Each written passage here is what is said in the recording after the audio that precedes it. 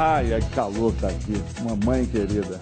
Boa tarde, salve, salve, sejam todos muito bem-vindos. Donos da bola no ar a partir de agora, sem perder tempo, começando mais uma edição. Então, olha, o Atlético venceu o Coxa, todos já estão ligados aí no sábado e voltou a brigar pelo título. Aliás, nunca deixou de brigar, não é? Mas o Cruzeiro também jogou bem, mas não conseguiu vencer o bom time do Grêmio. Mas jogou bem melhor, hein? Já vamos dar uma passada aqui pelos nossos intrépidos comentaristas, aqui com a Kika Branco registrando a sua mensagem. Sem mais delongas, sem perder tempo, tem um recado importante para você. Olha aqui, gente. Vamos falar agora do mundo das coxinhas. Como você já sabe, a coxinha é o salgado mais consumido em padarias, lanchonetes e festas em todo o Brasil. Isso mesmo, pode pesquisar aí. Já imaginou uma festa sem coxinhas? Olha, o mundo das coxinhas está com oportunidades de franquias e parcerias em toda a região. Já imaginou você, dono do seu próprio negócio? No mundo das coxinhas, você irá trabalhar com mais de 30 sabores de coxinhas e sem falar nos sabores exclusivos. Mas atenção, todas as franquias da primeira etapa já estão esgotadas. Mas você ainda pode garantir a sua franquia ou parceria para a segunda etapa. Isso mesmo, é só ligar, anote aí. 31 é o código 2514-0055, 2514-0055 e agendar com um consultor, né? Ou você pode agendar através do site também, mundodascoxinhas.com.br. Pensou coxinhas, Mundo das Coxinhas. Olha, se não quiser ficar de fora, é bom correr, porque são as últimas lojas. Vou repetir o telefone, né? Você pode montar o seu próprio negócio, 31 é o código 2514-0055, Mundo das Coxinhas. Vamos falar do Galo. Vamos falar do Galo. Desembarcou em Belo Horizonte, feliz da vida, diminuindo a distância para o líder Corinthians. Rubens Júnior, o Aspira, foi lá. Mostra aí. Na corrida pelo título, mais 3 pontos na tabela.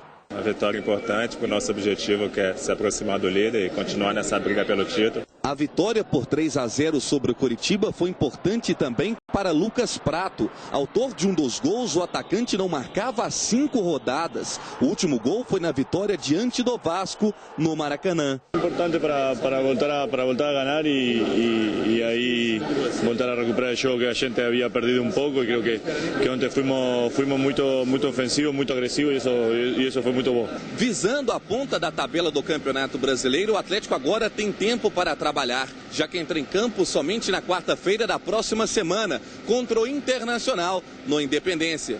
Pois é, se preparar nesse tempo que nós temos, são 10 dias até o próximo jogo, né? Se preparar e recuperar todos que tem que recuperar e eu poder me cuidar um pouco melhor para ter esse tempo para que eu possa avaliar se eu posso jogar o próximo jogo. Então vai ser bom para que a gente possa fortalecer ainda mais a equipe. É a caça ao Corinthians e, é claro, acreditando sempre. O time também acredita, assim que vamos trabalhar duro para tentar ganhar o Brasileiro.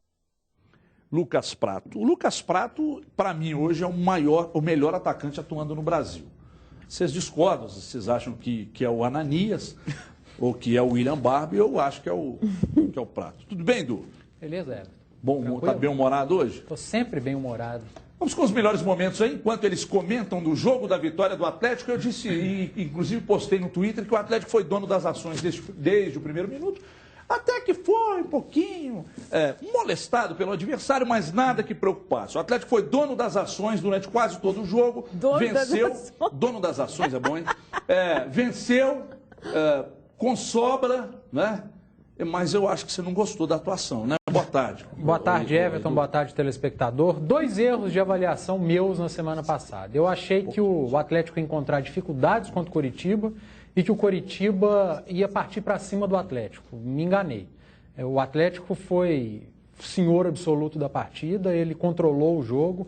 Não que o Coritiba tenha ficado fechadinho, mas foi um time que entrou em campo com muito mais medo do que eu esperava do Atlético. Isso foi bom para o Galo. O Atlético pôde ter calma, perdeu vários gols. Eu até achei que o filme ia repetir. O Atlético começou o jogo com o Giovanni Augusto perdendo o gol.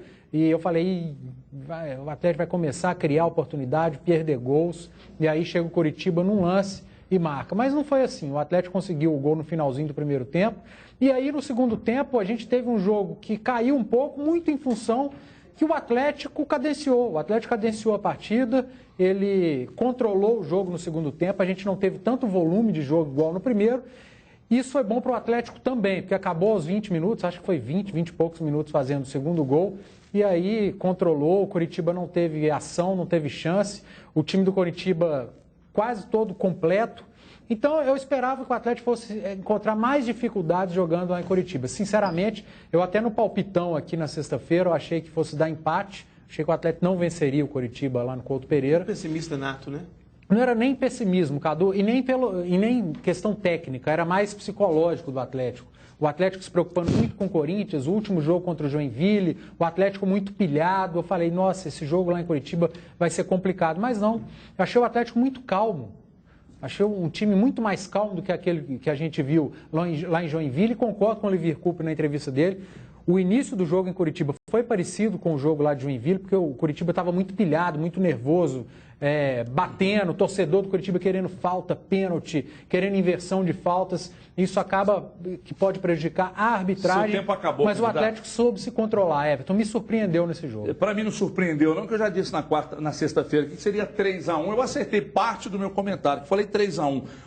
Dois do Thiago Ribeiro e um do Prato, ou foi o contrário? Não, foi isso. E um fez, né? Thiago Ribeiro fez. Só que ele não fez, né? Foi contra o gol. Então você errou. Mais ou menos. Mas acertei o do Prato, 2 assistências e tal. Por gentileza aí, Dulu, você pode falar para aquela câmera 2 ali. Boa tarde a todos. Eu acertei, né? Eu falei só que ia ganhar, então acertei. Gostei da atuação, pode não ter sido brilhante, mas foi convincente. O Atlético jogou com autoridade, controlou o jogo. Não foi aquela partida em que só o resultado veio. Conseguiu ali ter boa consistência, ser claramente superior ao adversário. Primeiro tempo foi muito bom, foi lá e cá, foi aberto, mas com o Atlético já um pouco melhor.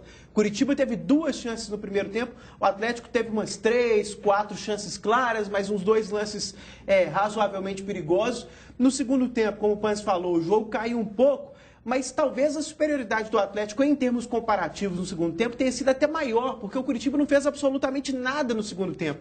E o Atlético foi muito seguro, conseguiu manter o adversário longe do gol e ainda teve alguns contragolpes perigosos. Óbvio, melhor em campo o Prato, foi fácil escolher no sábado, ele foi tão dominante na partida que não teve muita disputa, saindo da área, agregando de forma mais completa, driblando, cruzando, dando passes.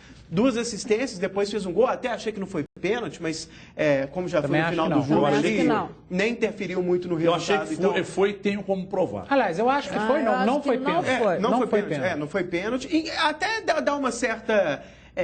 tem uma certa curiosidade, porque o Prato não é muito de cavar, né? E ele deu uma cavada ali, né? Ele deu uma valorizada, não é muito a dele. E o Luan também foi muito bem no primeiro tempo, no segundo tempo aí que saiu rápido. Mas gostei do time do Atlético, Everton. Acho que dá uma renovada e depois nós vamos falar aqui como que esse campeonato está em aberto, hein? Eu quero falar de alguns jogos aí, do Corinthians, fazer umas projeções. É óbvio que você vai ter todo o tempo do mundo para falar, mas eu queria só dar ainda sobre a questão do penal. Foi pênalti. Não foi a princípio eu pensei que não, mas quando vi o lance de perto, ele foi tocado no pé esquerdo. Não. Quando ele foi dar a passada, o goleiro bate no pé esquerdo, ele cai, pênalti claro. Você está querendo me contrariar, mas foi pênalti. Não foi pênalti. Por gentileza, Edmara, 10 segundos para você. Não foi pênalti. Só isso que você tinha para dizer? 10 segundos. É o que dá tempo Olha pra só, falar. eu acho que o Atlético, dentro de tudo que os meninos falaram, o Atlético não foi kamikaze nesse jogo, né? Ele foi mais inteligente. Quando o Pans fala que ele cadenciou na segunda etapa, e aquela história que a gente sempre fala, o Atlético parte para cima... Ricardo Rocha diria Kawasaki, né? Também, mas ele parte para cima e não quer nem saber. Nesse jogo, até acho que o Luan, no primeiro tempo, ele entrou um pouco na pilha dos jogadores do Coritiba e eu fiquei meio receosa naquele momento quando o Luan entrou na pilha, porque é um jogador importantíssimo e a disposição do Luan às vezes faz isso. De repente, houve o controle por ali e acho que o Atlético foi muito inteligente. Agora, a questão do Lucas Prato, quando a gente diz aqui que as pessoas precisam entender um pouco do processo do jogo do Lucas Prato, que ele é muito mais coletivo, né? Que a importância dele é dessa movimentação, é de sair para buscar o jogo, é de servir os companheiros, até o adversário, né? No caso específico do gol contra, mas essa movimentação do Lucas é que encanta todo mundo, a forma de jogar dele. Ele deixa de ser aquele centroavante efetivamente plantado ali, que até foi uma função que o Thiago fez muito mais do que ele, para buscar, para puxar a marcação. E como apanhou, como bateram no Lucas Prato, e ele é incapaz de entrar na pilha. A frieza dele como jogador nesse sentido é extremamente benéfica ao Atlético, de buscar, de ter a consciência, e como é inteligente. E que pese o fato do pênalti, que eu acho que não foi pênalti, acho que ele deixou o pé consciente naquele momento, ele é um jogador que tem uma forma de jogar diferente. Quando os companheiros e outros jogadores dizem assim, olha, seria importante se ele naturalizasse brasileiro para estar na seleção, é porque a gente não tem um jogador com essas características do Lucas Prato e como joga o Lucas Prato. Até quando ele não atua bem, mas aparece um Giovanni Augusto, aparece um Thiago Ribeiro e tal, você vê que o fato de aparecer Thiago Ribeiro, Giovanni Augusto, Luan e tal, tem uma ligação direta com o que ele está fazendo no jogo, que é abrir espaço, puxar marcação e tal. Então é importante não olhar para o Prato só com a bola na rede. Normal. Porque, por exemplo, ele fez um gol de pênalti, mas ele deu 2 assistências, ele abriu espaço, os erros que mais uma vez o Atlético teve no início do jogo, teve um papel fundamental dele também. Olha, Everton, no Vélez, os números de gols dele já não eram estrondosos, não era uma coisa assim que você bate o olho só na estatística e fala, nossa, como esse cara é muito artilheiro. E ele já era considerado o melhor jogador da Argentina, melhor isso, melhor aquilo. Então, é uma coisa que ele já está acostumado. E outra coisa que tem dado certo no Atlético, o Panzi até comentou com razão que o jogo começou lembrando a partida em Joinville, né? Giovanni Augusto perdendo gols, e vai acontecer de novo. Depois o Atlético, de forma geral, não só com o Giovanni Augusto perdendo chances, aquele filme, aquele receio de uma repetição. E uma coisa boa que se repetiu é que o Thiago Ribeiro faz muito essa jogada de entrar no segundo pau, fazer como você gosta, o facão ou a diagonal, você gosta das duas expressões. É verdade. Mas é uma coisa que sempre acontece. O gol pode não ter sido dele, mas ele estava ali na jogada fazendo algo parecido ao que faz muitas vezes. E assim como aconteceu em Joinville, o paralelo que o Panzi fez, no segundo pau. Ele sempre esperando. Ele é o cara que está na esquerda e faz assim, para entrar na área e completar. E um destaque que a gente não pode deixar passar, a vitória de 3-0 pode fazer com que isso passe desapercebido, mas o Vitor. O Vitor... em 3-0 colocou o Atlético como o melhor ataque de novo. Exatamente, mas o Vitor, em 2 chances claríssimas de gol do Coritiba, ele apareceu e numa cobrança de falta. Então, o placar de 3-0, merecido, o Atlético mereceu, até por mais, se fosse o caso, mas quando foi exigido e lances capitais do jogo, o Vitor apareceu e apareceu bem. Aquela recuperação dele depois do escorregão foi fantástica. Com o Henrique, né? O chute do Henrique. A recuperação, porque ali mostra a consciência dele, o estar no jogo. Agora, sabe por quê? E não foi uma simples coincidência, porque é o palpite, pô. Palpite é palpite, né? Você não tem como prever o que vai acontecer. Agora, sabe por que eu corri o risco de dizer que o Atlético na sexta ganharia de 3-1? O Coritiba, todo mundo que vê o jogo sabe, ele não defende como os outros, joga atrás. Fechadinho, não joga, é pra cima, Aí é óbvio que o Atlético teria mais vantagens e chances. O esquema é o mesmo do Atlético, com 2 volantes, 3 armadores, sendo que o segundo volante é o Lúcio Flávio, né? Que é um cara que não é conhecido por ter muita pegada. Então é isso mesmo que você falou, tem muita gente, né? Gueba de um lado, Marcos Aurélio do outro, o Juan, que é conhecido como lateral esquerdo, mas que agora virou um armador e também tem mais características ofensivas que defensivas, o Henrique, centroavante, o Lúcio Flávio como segundo volante, o Carlinhos, lateral esquerdo, que sobe muito. Então é um time com características ofensivas e nem dá para dizer que dá errado. Pode ter dado errado contra o Atlético, mas a trajetória mais recente do Coritiba jogando assim é até positiva. Com o Ney Franco, depois que passou a atuar assim, melhorou. Perdeu os 2 últimos jogos, mas tinha vencido o Clássico, venceu o Flamengo e deu um crescimento na tabela em geral. O Cruzeiro tinha desfalque, né? O Cruzeiro tinha desfalque. Principalmente a questão do Henrique, né? Então muda um pouco. Muita gente até achou que a arbitragem prejudicou o Cruzeiro, eu até acho que não. Mas muita gente colocou isso. Acabou assim. Eu achei que você queria falar, você fez assim. Você fez, não. Muito bem. É porque eu tô sem óculos, então eu não entendo os sinais direito, entendeu? Não, tudo bem. Na verdade não era para você, mas tudo bem. Deixa eu dar um recado para você aqui. E, aliás, a gente passa todos os dias, fala as mesmas coisas, não é? E você tem que se ligar. Os recados são sempre importantes e sem merchan o programa não é mantido. Mas antes de tudo eu quero avisar para você que o programa de agora em diante começa sempre às 12h50. 12h50, até 1h44 e daqui a pouco até as 14 vamos ficar com 1h10 de programa, ok? Então sempre é importante salientar, o programa não começa mais à 1 da tarde, sim ao 12h50. Meu amigo, se você ainda pensa que arquitetura e decoração são somente para quem tem muito dinheiro, tem uma grande novidade. Chegou a Lagoa Santa o Container La Shopping. Lá você pode fazer economia sem abrir mão da qualidade e da sofisticação. Vou explicar. Ele é o primeiro espaço totalmente construído em containers do Brasil, feito exclusivamente para atender você que precisa de produtos que vão da construção, passando pelo acabamento até a decoração. Conta ainda com espaço para eventos corporativos, eventos particulares, além de um restaurante especializado em massas e pizzas. Pizzas também é feita de massa. Então é o seguinte, ou são feitas de massa. A Otton de Carvalho Material Elétrico também está presente com os mais variados produtos para você reformar ou construir. Além de ampla linha de iluminação, conta ainda com um espaço exclusivo de 60 metros quadrados e juntamente com outras grandes marcas fazem do Container La Shopping a melhor opção para realizar os seus projetos. Não perca essa oportunidade, conheça esse espaço, é muito legal, a gente já foi e é muito bacana. Acesse o site containerlashopping.com.br, containerlashopping.com.br, conheça e desfrute desse espaço da Otton excepcional, ok? Vamos falar do Cruzeiro então, empatou com o Grêmio, mereceu vencer, hein? Jogou melhor. Será que o placar foi justo? Claro que não. Solta os melhores momentos aí, menino Capeta. Põe na tela aí, os nossos comentaristas falam do jogo aqui. Começa com você, Edmar Oliveira. Esse Fabiano tá bem, hein? Fabiano foi bem. E sabe, Everton, a gente tem que dizer o seguinte, essa evolução que até o Mano falou depois do jogo, em termos defensivos, o Cruzeiro está quase irreconhecível em relação aos jogos anteriores com o Vanderlei Luxemburgo, né?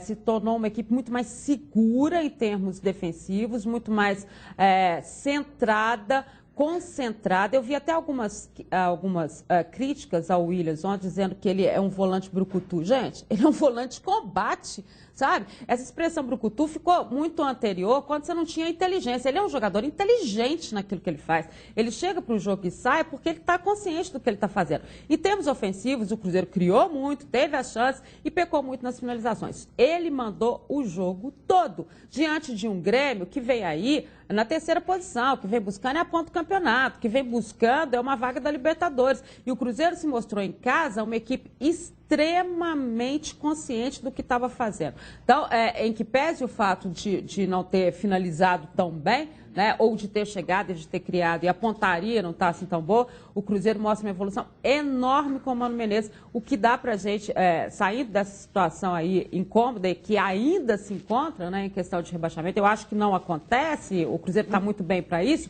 mas se livrando disso aí, dá o otimismo maior para a próxima temporada com esse treinador. O que a gente, até na Band News hoje, a gente falava sobre a questão do Mano, as críticas que eram feitas ao Mano, porque ele tinha um baita de um elenco na mão, que era o Corinthians, né? Mas era um futebol muito burocrático e tal, mas é que o Cruzeiro mais precisava no momento, era dessa burocracia. Tanto que ele chegou, burocratizou o time joga mais fechado, o time não oferece tanto espaço para o adversário, o time pega muito mais. Né? Obriga o adversário a dar espaço, eu gosto, fez. Também, claro. Eu gosto de ouvir as rádios de fora também, principalmente as do Sul, e ontem os elogios eram muito grandes ao que o Mano fez no Cruzeiro até agora. Então eu gostaria que você também, ídolo, falasse sobre esse empate para o Cruzeiro, que poderia ter sido uma vitória, porque o Cruzeiro jogou para isso, ídolo. Com certeza poderia ter sido vitória, o placar enganoso. Eu não gosto muito de recorrer a números, Everton, mas às vezes eles são representativos. E quando você olha as estatísticas, um time tem 17 finalizações contra 3 do adversário, é claro que alguma coisa quer dizer, né? Normalmente quer dizer, e foi o caso. O Cruzeiro finalizou muito mais, 2 bolas na trave, teve o controle o jogo todo, atacou muito mais o jogo todo. Realmente, foi até uma pena, viu? Porque o Grêmio não mereceu arrancar um empate aqui de jeito nenhum. O Cruzeiro foi claramente superior ao Grêmio. Até não escalaria o Alano no início do jogo, mas não adianta ser profeta do acontecido, ele jogou bem, vou aqui defender o cara. Eu, no início do jogo, falei, eu não concordo com a escalação do Mano Menezes, mas tenho de reconhecer que ele jogou bem e até mereceu o prêmio de melhor em campo que o pessoal da Itatiaia entregou para ele, o grande Léo Figueiredo, votando no Alano. Eu também teria votado, ele participou, criou muitas chances, teve algumas oportunidades em que eu acho que ele não foi tão bem na conclusão, que ele poderia ter feito de outra maneira, mas em geral foi participativo, foi importante. E aquela coisa, né, Everton? É inquestionável como o Cruzeiro melhorou coletivamente em termos de organização. Acho que esse é o principal fato a ser comentado nessa era Mano Menezes. Você pode discordar de um outro jogador, você pode preferir outra coisa, mas dentro do esquema dele está organizado. Os caras estão bem posicionados, o time está seguro. Eu não escalaria da mesma forma e assim, tem que dar a mão para a palmatória também ao Eduardo Paes, porque o Arrascaeta ontem entrou meio turistando ali, meio no ritmo de churrasco. É bom de bola, mas ontem queimou um pouco minha língua. Eu pedi muito o Arrascaeta, ontem ele entrou um pouco Você e 90% de quem conhece o futebol do cara, o torcedor do Cruzeiro. Ele tem talento, né? Agora, ele é bom de bola. Foi bom ninguém quer ver. o Cadu ter tocado nesse assunto. Você se deu muito bem? Bem não. Porque eu teria escalado ele também. Pois é. Eu pedi para ele entrar mais ligado, mas eu teria começado o jogo com ele. Agora, ele entendeu o seu recado ao contrário. Ele falou, o Paes gostou de eu entrar, ritmo de churrasco. Mas sabe o que acontece? Aí foi o Léo Figueiredo falou também, tá parecendo que é churrasco na sua casa. Tá? O Léo Figueiredo, na verdade, ele nos assistiu aqui também, e ele, como se junta às pessoas que são contra mim, ele também acabou ficando contra mim a seu favor. Não é uma coisa natural, né? Eu já fui um gordo, não sou mais, abandonei o time dele e ficou com raiva de mim. Ô Edu, agora, como a gente viu a motivação, bom pra caramba, né, Edu? Do William. O William hoje é outro atleta. Eu consigo olhar para o William hoje e ver ele até melhor que quando jogava com o Ricardo Goulart, Everton Ribeiro, que está querendo o jogo demais. Porque hoje ele é protagonista, né? Ele é protagonista. Não, pois é, mas queria te perguntar isso. O que ganhou no William perdeu no Arrascaeta ou o Arrascaeta ainda tem cura? Não acho que não tem uma coisa a ver com a outra, não. Eu fico com o que ganhou no William. Hoje ele é protagonista nesse time do Cruzeiro. Em 2013, 2014, ele não era o protagonista, tinha outros jogadores. Ele tem chamado a responsabilidade para ele, tem feito ótimos jogos. Ontem fez mais um bom jogo, pena que está fora do próximo, tomou o terceiro cartão. Agora, apesar das minhas críticas ao Arrascaeta, eu teria começado o jogo com ele e não com o Damião. Eu abriria a mão do centroavante. Mas como que eu vou criticar o Mano Menezes por essa escalação se o time jogou bem? O primeiro tempo do Cruzeiro foi muito bom, o Damião foi bem, o Damião finalizou algumas vezes, uma bola até na trave. Então não dá para criticar a escalação do Mano Menezes. A gente só discorda em algumas coisas. Agora, o Arrascaeta ele precisa se ligar um pouco mais, ele é uruguaio. O brasileiro, quando contrata um uruguaio, um argentino, ele espera muito mais do que só técnica.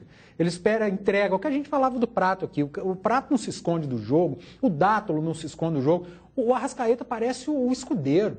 Aquele escudeiro que está no Vitória. Bem assim no Vitória. Mas no Atlético era aquele argentino, você fala, esse cara não é argentino. É o primeiro argentino sem raça da história do futebol. Sempre brincava e o Arrascaeta acho que é o primeiro uruguaio sem raça da história, porque a gente está acostumado com outro tipo de atitude em campo de jogador que vem da Argentina e do Uruguai. O uruguaio, proporcionalmente, até mais raçudo. Porque o argentino tem às vezes até mais maldoso do que o argentino. Mas falta isso ao Arrascaeta. Tecnicamente ele é muito bom. Ele é um ótimo jogador, mas falta entrar ligado em jogo, falta se doar mais. Para mim, esse é o ponto. Eu até começaria com ele. Agora não dá para discordar da escalação do Mano e destaque para o Fabiano, que apesar de sempre ser cornetado e várias vezes com razão, porque estava mal, só que é mais um jogador, é mais um nome que a gente põe na lista dos que cresceram com o Mano Menezes. Impressionante como alguns jogadores do Cruzeiro, depois da saída do Vanderlei Luxemburgo, resolveram jogar bola. Mas sabe o que é isso? Quer dizer, não só isso, cara, você trabalhar com confiança, você rende muito mais. A Kika está preparando ali as mensagens de cruzeirenses e atleticanos, daqui a pouco ela registra. O doutor Dilson Pock, eu esteve aqui recentemente lá da Implantar, inclusive eu estou cuidando dos meus lá, vocês vão ver que eu vou ficar muito melhor depois do tratamento executado. Ele esteve aqui, nós fizemos uma gravação de um recado muito, mas muito importante para você que está em casa. Então, pediria um minuto da sua atenção. Roda aí. Muito bem, voltando para falar da Implantar, estou ao lado do Dr. Dilson Pop, que é o diretor da Implantar, para explicar o seguinte: tem gente saindo da região Centro-Sul de Belo Horizonte, da região metropolitana de Belo Horizonte, da minha Divinópolis, da região Centro-Oeste, para fazerem tratamento na Implantar. Por quê? O que de tão diferente que a Implantar tem para oferecer? Ó, de diferente, Everton, amor e carinho e respeito ao sonho das pessoas. Fora isso, a Implantar tem uma estrutura capaz de atender pacientes com necessidades especiais, um bloco cirúrgico preparado para fazer implantes em pacientes que têm medo. Então, o paciente chega na Implantar, faz seu implante dormindo e sem dor, atendimento em todas as áreas da odontologia. Então, se o paciente precisa de um aparelho ortodôntico ou precisa fazer clareamento, facetas de porcelana, ele encontra tudo isso na Implantar. E mais importante, numa condição que ela vai conseguir fazer o tratamento com a gente. Muito bem, então venha para Implantar 2517 5000. Eu conheço e assino embaixo. Implantar 2517 5000. Tá aí, vocês viram o recado aí? Viram o recado? Sabe quem está fazendo o tratamento? O Mano Menezes. Por isso está sorrindo com o resultado do Cruzeiro, analisando a partida que o Cruzeiro fez contra o Grêmio. Roda aí. Tomamos a iniciativa do jogo, controlamos quase que na íntegra. A equipe taticamente foi quase perfeita nesses aspectos. Faltou mesmo foi o gol. A tabela não nos preocupa mais à medida em que estamos fazendo a nossa parte. Nós dependemos única e exclusivamente das nossas condições para sair disso e não correr risco. Estamos fazendo dentro do campo e é isso que me dá a convicção de que a gente vai logo, matematicamente, resolver esse assunto. A Dimara vai comentar comentar o comentário do Mano, mas antes o factual tem prioridade. Nosso grande brother Léo Gomide trouxe uma informação nas redes sociais, agora é do Atlético, mas tem prioridade. O que é, Edu? Tem, você me chama de mal-humorado, Léo Gomide é meu professor. Olha só, presidente do Cerro Portenho, o José Zapag, disse na Cardinal AM, que é uma rádio, que o Atlético fez proposta por Sérgio Dias, ele é atacante de 17 anos do Cerro Portenho, está atualmente com a seleção paraguaia sub-17. Sérgio Dias não conhece, é só uma informação, o Atlético está atrás desse garoto aí. 17 anos, Sérgio Dias do Cerro Portenho. Eu não conheço. Eu também não conheço. Também não. Até pela vai idade, aparecer alguém que vai falar que já conhece desde 12 anos aí, já. Pode ficar. Que é um atacante agudo. Agudo. Sempre aparece alguém que diz que entra conhece. Pela diagonal. Desde o mamadeiro do Cerro Portenho e tal, mas não conhece. Agora, se o Léo Gomide trouxe a informação, pode acreditar, porque ele é bom. Dimara, por gentileza, você comenta o comentário. Quando o Mano diz, e o Mano falou exatamente o que nós dissemos, que a questão do Cruzeiro estar mais encorpado dentro de campo, e que essa situação em que ele se encontra vai ser uma situação na pontuação que ele vai sair rápido. Por que te dá essa confiança? Pela forma como o Cruzeiro está jogando. E ele disse que o Cruzeiro foi quase perfeitamente taticamente. E foi mesmo.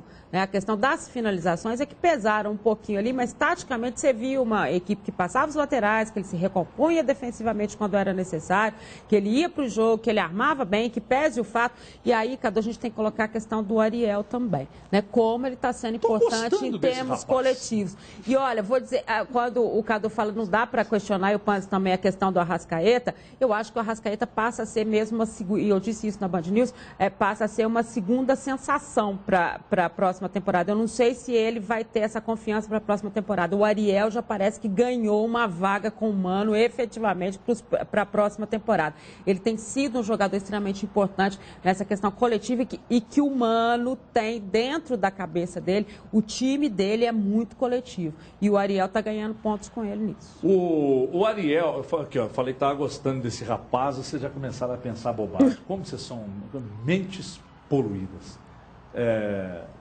Ele tem uma qualidade no passe muito boa. Né? E a importância de pegar essa bola e fazer essa transição. Está na moda, né, Ídolo? O que você acha do Ariel Cabral, Ídolo? Tem gente que só fala essa. Ele fala a bola, fala só essa bola. Depois te falo quem que é. Então vamos lá, analisa esse jogador chamado Ariel Cabral. Bom jogador, muito seguro, muito regular. Joga sempre mais ou menos no mesmo nível, tem um bom nível de passes ali. Acho que é uma peça para continuar como titular no time do Cruzeiro. E ele tem, assim, a possibilidade de jogar de diferentes maneiras taticamente. Ele tem boa habilidade, boa saída para o jogo, então pode ser considerado um meia, de certa maneira, não um 10 clássico, não um enganche, não isso, mas um cara para ajudar a construir as jogadas. E pode jogar de segundo volante também. Talvez não tenha sido testado nessa função ainda, porque o time está apostando mais ali no pragmatismo, no meio-campo mais preenchido, com muita gente ali na marcação. Mas no Vélez ele jogou assim, Ele jogou... E ele até falou que jogava assim. Ele jogou com... Muitas vezes tinham 3 ali no meio-campo do Vélez. Ele era esse volante que sai mais pela esquerda, exatamente como ele está jogando no Cruzeiro. Mas foi também um segundo volante, num meio-campo com só 2 marcadores. Então tem essa flexibilidade, pode jogar num time mais solto e hoje é titular. De uma forma ou de outra, ou nessa função, ou como um segundo volante, se for deixar o time mais solto. Se for para tirar alguém no meio-campo, você pode tirar o Williams, por exemplo. Não que eu concorde com todas as críticas ao Williams, mas em termos de prioridade, o Ariel agrega muito mais, né? Tem um passe mais técnica.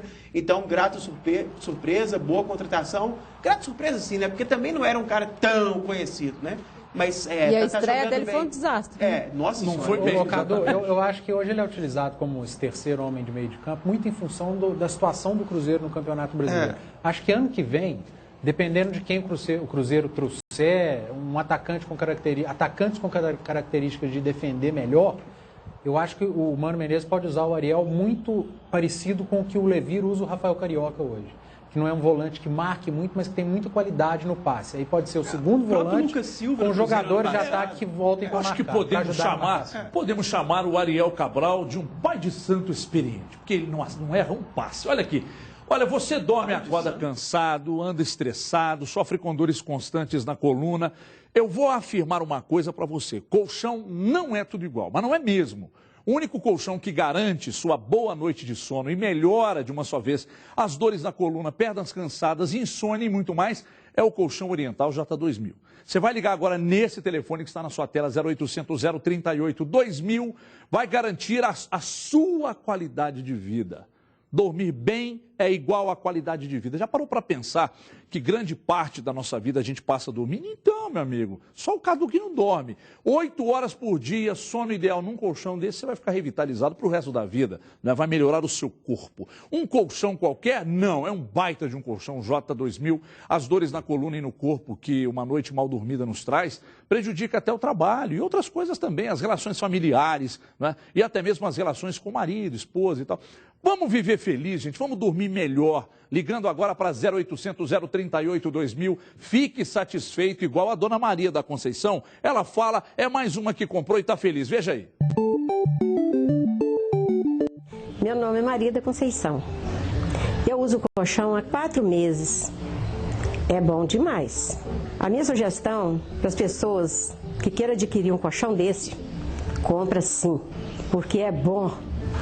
É um imã, puxa a gente mesmo para cima da cama. É bom demais.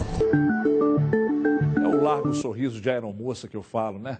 Então é o seguinte, olha, preste atenção, mais de 2 milhões de usuários satisfeitos com tecnologia, qualidade, conforto e qualidade de vida acima de tudo. Esse colchão ninguém fabrica igual, ninguém. Colchão Oriental J2000 é a evolução do colchão, então não perca tempo, ligue agora, 0800 038 2000. Eu tenho, a minha filha dorme no colchão desse, eu e minha esposa, e por isso nós estamos pensando em contratar,